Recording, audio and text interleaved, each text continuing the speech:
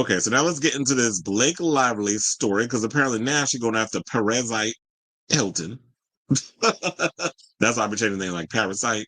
So anyway, so yeah, she's going after Perez Hilton and has said that he has done at least 500 disparaging stories about her in the media. I mean, that's what he does. You know, Perez is like OCD or just he got to do like 500,000 stories a day because you got to keep up with the algorithms and the TikToks and all that other stuff. So they said, quote, since August 2024, Mr. Hilton has posted more than 500 videos, 400 headlines, and hundreds of other comments about Miss Lively on his various platforms. And his website includes a tab of its landing page and the entire subpage dedicated to Miss Lively. This is according to attorney Ezra Hunter in Docs page 6 obtained.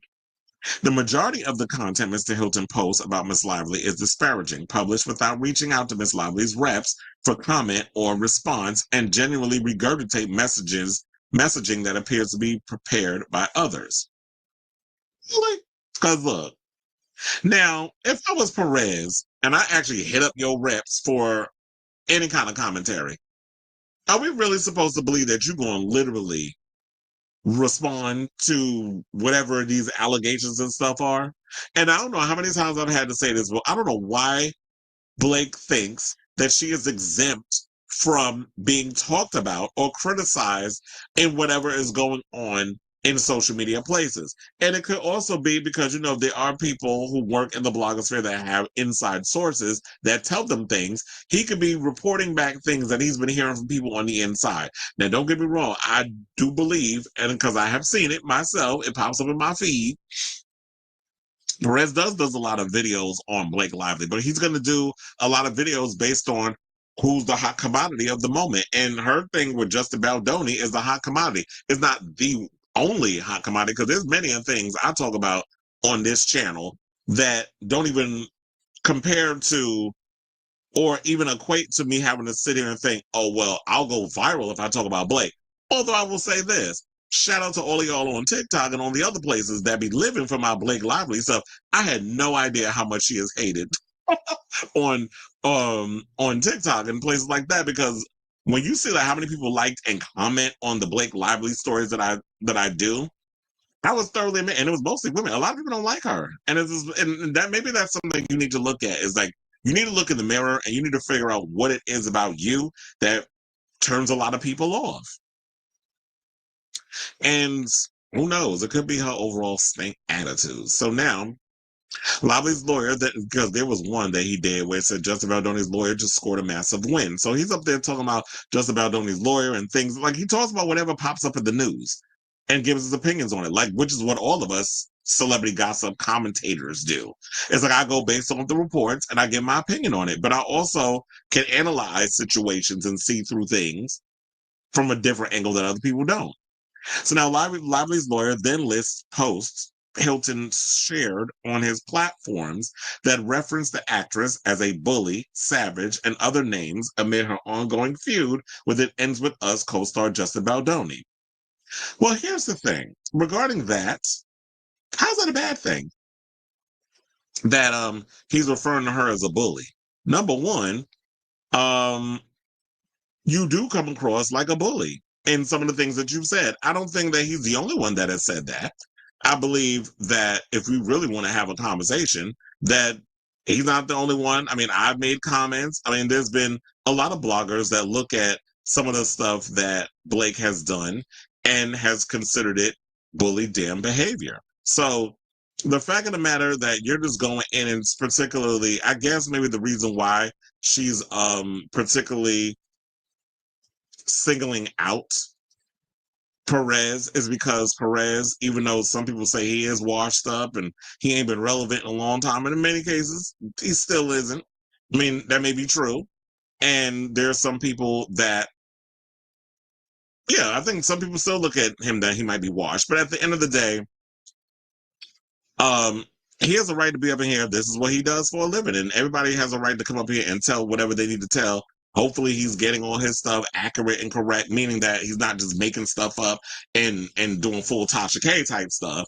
But if he's hearing things or he just responding based off of what is going on in the situation, he should speak on it. So she notes that the famed blogger Foles not, oh, I think they meant does.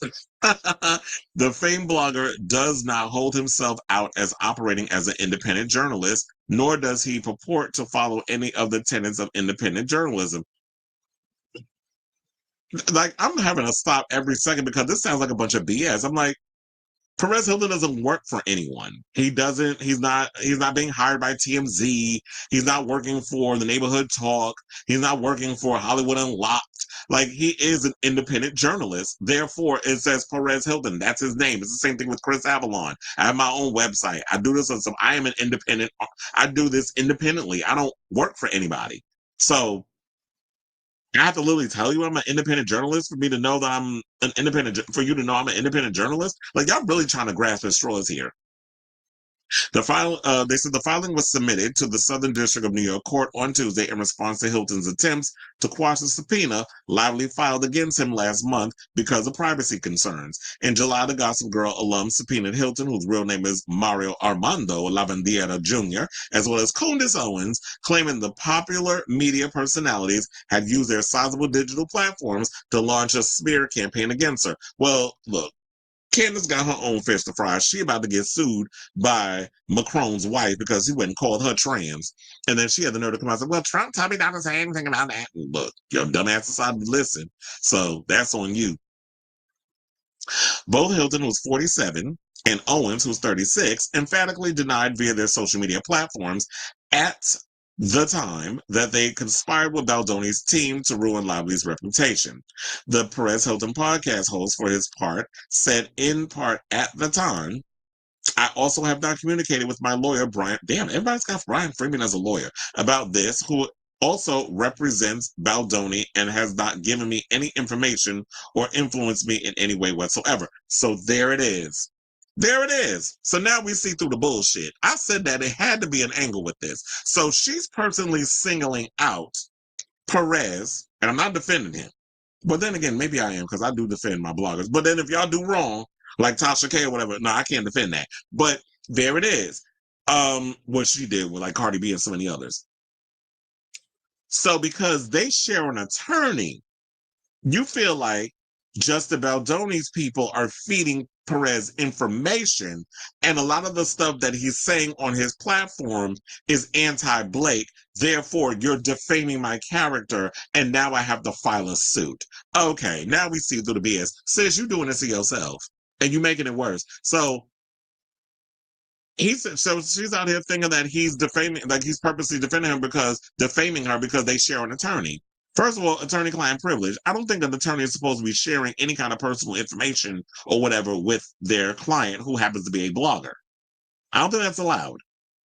Although plenty of crimes have been committed these days, like people don't follow the law and all this other stuff. So I wouldn't put nothing past about it. But I would think, in my naive little way, that an attorney would not be over here telling Perez any kind of stuff that's going on with this case. That does not start until 2026. I'm tired of talking about this, to be honest. But with more of the stuff that's been coming out regarding this, it's like, now I got to talk about it because it affects what I do. So that's why I'm talking about it. So in response to Lively's latest filing, Hilton said via YouTube Tuesday that the Age of Adeline actress is seeking to force him to comply with the subpoena. She must do this in his jurisdiction, which is Las Vegas, stating that this is the appropriate venue where the issue has already been taken up by the district court. Oh yeah, I forgot he moved to Vegas. He doesn't live in LA anymore. Saying, I am very much looking forward to the last of Blake Lively's reprehensible attorney. He added in his letter to the judge, which he read on his channel. Hilton also slammed Lively's lawyer for using this court docket as a publicist would, concluding this case and your docket have become a circus and so laughable. The Celebrity Big Brother alum's battle with Lively, who's 37, comes on the heels of another YouTuber, Lauren Nadai, I think that's how you say her name, filing a protective order against the A Simple Favor star on Monday.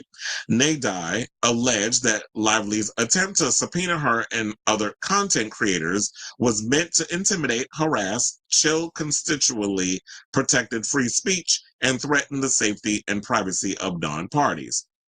The Sisterhood of the Traveling Pants. So y'all love to just use references of whatever every damn movie she's in to get to y'all point. The Sisterhood of the Traveling Pants star has been looking into the blogger's motives in the attempt to further prove her claims that Baldoni launched a smear campaign against her as a form of retaliation.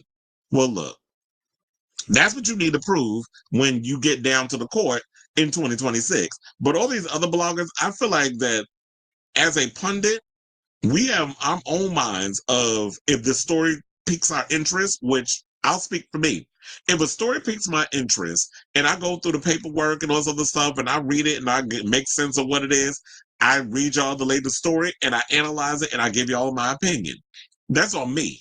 I don't know Justin Baldoni. I'm sure there's a lot of people who don't know Justin Baldoni, but they have their own minds to speak of whatever. Now, if there are some people that are influenced by the situation and it being fed stuff, then try to prove that in court. But I just feel like she is out here just spending up all of Ryan Reynolds' money on some BS.